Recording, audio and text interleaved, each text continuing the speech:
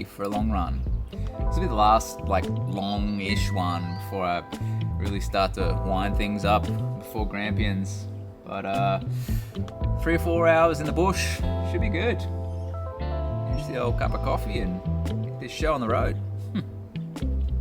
Stack it, flip it, yeah, you know the plan. Feel like I've been gave another chance, and it ain't wasted on gambles, cause I know I would be this fastest in Pampers. They say that he won't put that on, can't handle, so I just see a few more ships on my map.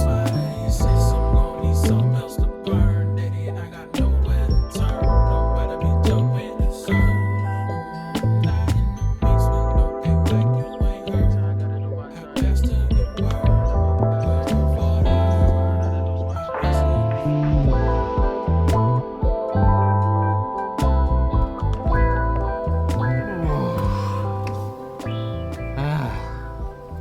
Oh my god. That was rough. It was good for heat acclimation and little else. Maybe hiking. It was slow. 29 Ks, 1,000 meters of vert, just over 3 hours. That'll do. That'll do. Whew.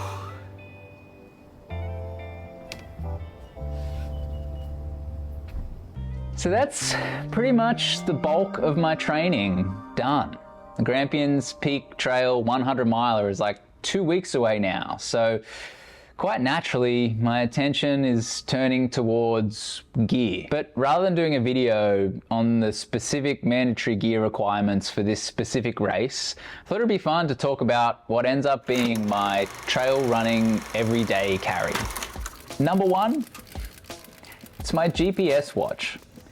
This thing is on my wrist at all times. Rarely do I leave the house without it. It's my daily driver of a watch, great for telling the time when you're not running, but when I am running, it's tracking where I am and a whole bunch of other metrics. You also get that sweet, sweet taste of kudos rolling in once you've posted your run on Strava, which wouldn't happen without one of these bad boys. Yes, you can carry your phone in your hand, but that's heaps annoying. The metrics and the data that a GPS watch can give you while running, it's unbeatable.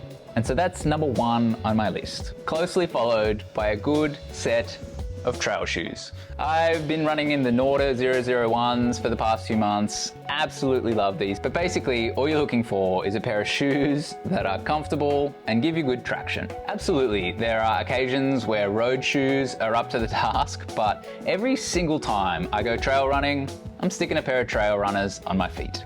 From here on in, the additional gear that I take is dependent on the type of run that I'm doing, but these first two, every single time. The next few items are what forms a pretty basic trail running kit. These are the things that if I'm running for much more than an hour in the bush, I'm gonna have with me. And so if you're gonna carry anything at all, you need a means by which to do so. You guessed it, it's a trail running vest. I've always worn Salomon vests, and I think unless you're contractually obliged to wear another brand, Salomon are just making the best vests out there. I have everything ranging from a 1 litre capacity vest all the way up to a 25 litre.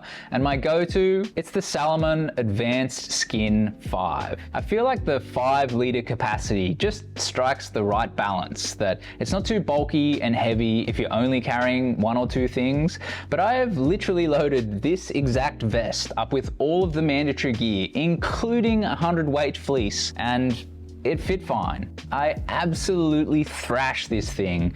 Gets washed 2 or 3 times a week, and it's still showing signs of life. Plenty of stretchy stash pockets, a couple of little zips to secure some valuables. This thing, it's just the goods.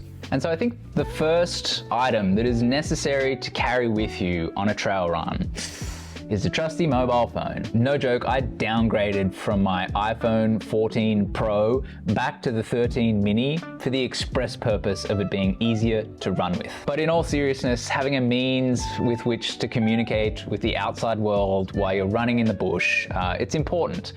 Countless times I've got lost, even in my local trails.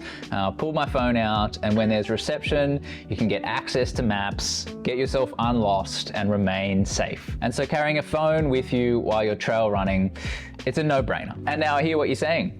All this running in the bush sounds like thirsty work.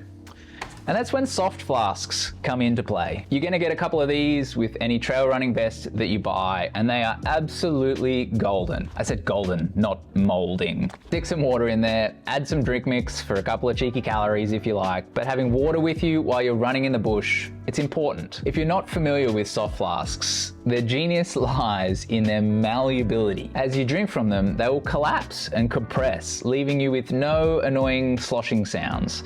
Carrying them up front is a good weight distribution and also allows you to easily assess how much you've drunk and how much water you have left. Staying hydrated on the trails is important, and this is the way to do it. And closely related to staying hydrated on the trails is staying well fed. Now, obviously food is a wildly subjective topic. For me, I usually operate off drink mix and gels. These ones from Precision are my personal favorite.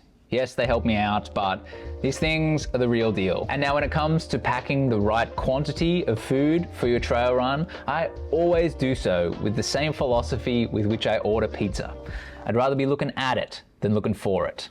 Having a few extra of these in your pack is not going to slow you down, and in case of emergency or wrong turns or feeling $1,000,000 and extending your run longer than planned, a few extra of these are going to help you out. And that wraps up what I like to think of as the basic trail running kit. I do have 2 more hot tips of things that I like to carry with me just in case. My first tip is a little first aid kit. I mean little. This is an old film canister, and this is a tip that I poached off a ultralight backpacking forum. The old film canister I wrap with some strapping tape, just in case of emergency. And then inside, I've got a couple of little bits and pieces. I have some Imodium, because sometimes you drink some water that just shouldn't be drunk, and this is gonna get you out of trouble. Some paracetamol, because sometimes things hurt. I have a little razor blade, because you never know when you need to MacGyver yourself out of trouble. Some antiseptic wipes, a little bit of sponge just for cleaning a wound if needs be, some water filtration tablets, and a paper clip and a safety pin. I have never used anything from this kit, but for the sake of a couple of grams, that's an insurance policy that I'm willing to take. And as with all insurance policies, I hope never to use it. The plan is to remain safe with doing what I'm doing, but you never know, and if and when things go wrong, I want to be prepared. This is how I do it. And finally, my final hot tip of things that I think everybody should take with them while running in the bush has got me out of trouble many, many times. A little bag of toilet paper. I cannot tell you how many times, often multiple times on the same run, this has got me out of trouble. A little Ziplocky bag keeps it nice and dry, and this saves a lot of heartache. And that's pretty much it. That is the full selection of what I would typically carry with me while running in the bush. Often I'll throw a little action camera in there too to catch some footage for you guys as well. But it is rare that I ever set foot out the door for more than an hour without that full selection of kit with me. Hopefully this was insightful or fun. My attention will now be turned squarely to the specific mandatory gear for Grampians. And yeah, thanks for watching. I guess I'll catch you in the next one.